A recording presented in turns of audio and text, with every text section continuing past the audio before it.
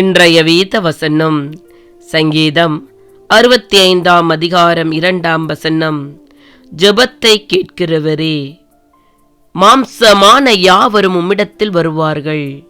என் அன்பான சகோதர சகோதரிகளே, ஆண்டவருடைய வார்த்தை இன்று எங்களிடம் கடந்து வருகிறது.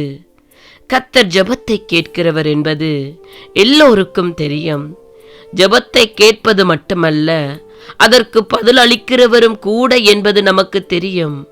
ஆனால் நீங்கள் ஜெபிக்கும் ஜெபங்களுக்கு பதில் கிடைக்கிறதா? பதில் கிடைக்கும்படி ஜெபிக்கிறீர்களா? அப்படி பதில் கிடைத்தால் எத்தனை சதவீதம்?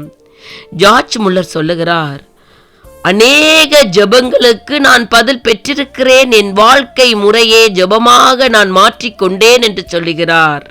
நடக்கும் போதும், உட்காரும் போதும், உணர்வருந்தும் போதும் ஜெபித்துக் கொண்டே இருப்பேன். அன்னாள் ஜெபித்து ஆசீர்வாதமான சாமுவேலை பெற்றாள். சாலமோன் ஜெபித்து அளவில்லாத ஞானத்தை பெற்றுக்கொண்டார். எசேக்கியா ஜெபம் பண்ணி தன் ஆயுளில் 15 ஆண்டுகள் அதிகமாய் பெற்றார். இவை போன்ற எண்ணற்ற உதாரணங்கள் வேதத்தில் உண்டு. அன்பானவர்களே, உங்கள் ஜெபத்திற்கு பதில் உண்டா? தாவீது சொல்லுகிறார், என் இருதயத்தின் அக்கிரம சிந்தை கொண்டிருந்தேன், ஆனால் ஆண்டவர் எனக்கு செவி கொடார். 66:18 சங்கீதத்தில் வாசிக்கிறோம். யாக்கோப்பு சொல்லுகிறார், நீங்கள் விண்ணப்பம் பண்ணியும் உங்கள் இச்சைகளை நிறைவேற்றும்படி செலவழிக்க வேண்டுமென்று தகாத விதமாய் விண்ணப்பம் பண்ணுகிறபடியினால் பெற்றுக்கொள்ளாமல் இருக்கிறீர்கள். யாக்கோப்பு 4:3 வாசிக்கிறோம்.